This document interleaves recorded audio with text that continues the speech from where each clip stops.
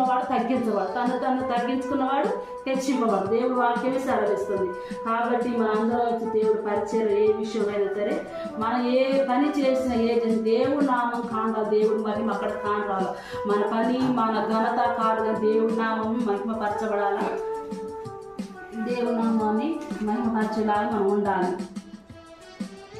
అయితే సుంకరి దూరముగా నిల్చుంది, ఆకాశం వైపు కన్నులు ఎత్తుటకైన ధైర్యము చాలక రొమ్ము కొట్టుకొనిచున్నాడు. దేవా, పాపినైన నన్ను కరుణించుమని పలికెను. అతని కంటే ఇతడు నీతిమంతునిగా తీర్చబడి తన ఇంటికి వెళ్ళినని మీతో చెప్పుచున్నాను. ఇప్పుడు ఏంటంటే దేవుడు వాక్యం తను తగ్గించుకున్నది. దేవుడు ఇప్పుడు ఇద్దరు ప్రార్థన చేశారు. ఇద్దరు చేసినప్పుడు దేవుడు చూస్తూనే ఉండగా, దేవుడు ప్రార్థన చేసినప్పుడు దేవుడు ఖచ్చితంగా వాళ్ళ ప్రార్థన ఆలకించిందిగా. ఇప్పుడు ఆ సుందరి ప్రార్థన నీతిదై ఎంచబడి అతని ఇంటికి వెళ్ళాడని వాక్యం సెలవిస్తుంది.